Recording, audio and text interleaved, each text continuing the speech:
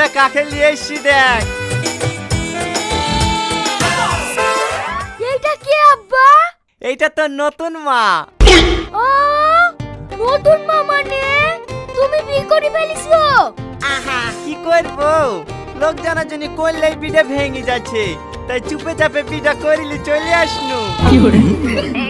আব্বা তোমরা তাড়াতাড়ি বাইরে এসে দেখো, আব্বা বিয়ে করে নিয়ে চলে এসেছে।